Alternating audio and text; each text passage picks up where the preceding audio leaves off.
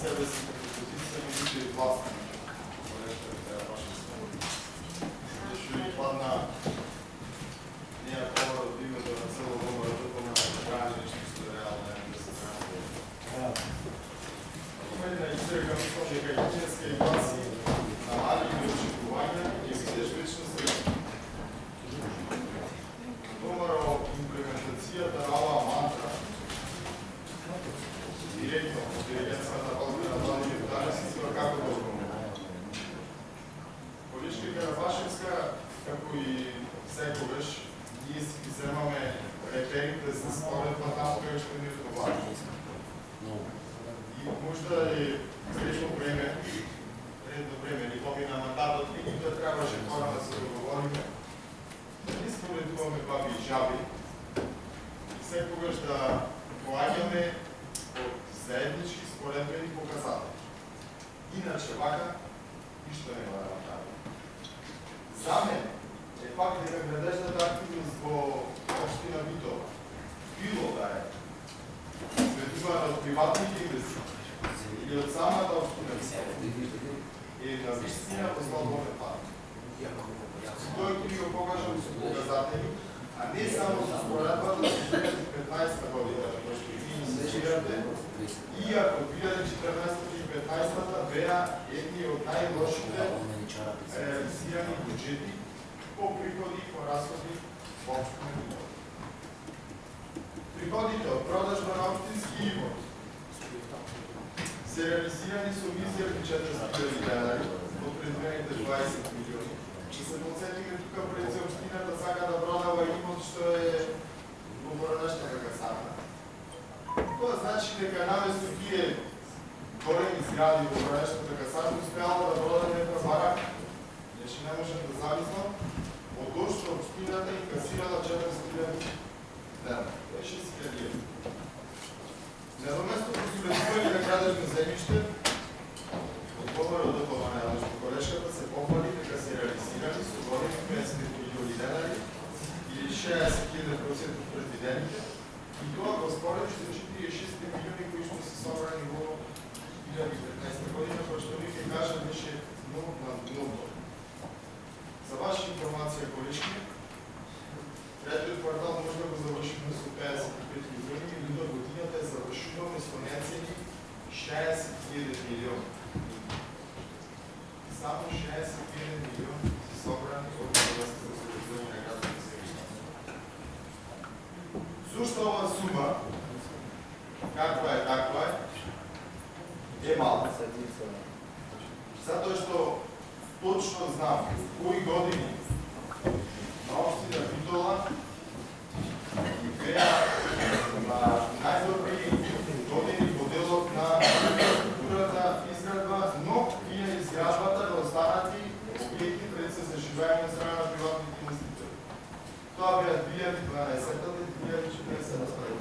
И тоа е за мене репер за колкото успешно инвестирање во инфраструктурата и изградбата на објекти. Да се подсетиме што тогаш се случува. Во тој период, во 2012 година, надоместо за уредување на градежно земјиште, беше реализиран со цели 136 милиони денари на градот Дуниш. Не 60 милиони како што имаме сега, туку 136 милиони денари. Во 2013-та 87 милиони. И тогаш наистина можеме да речеме да, имаме градење, имаме купување на земјиште, тогаш нашите дискусии не беа во насока дека не се гради.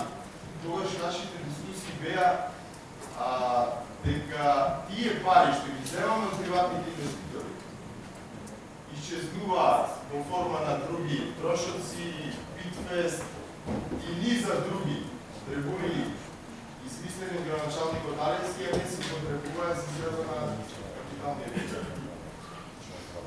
Продажбата на земјиште, кажате дека се реализирала со 9 милиони е голем успех, споредено со 4 милиони од минатата година. Повторно за концептување. 2012 година, од продажба на градежно земјиште, општина Битола касира не 4, не 9, 83 милиони денара. Това се разпознаваше касата. А в 2013-та все пак значителни 23,5 милиони денара.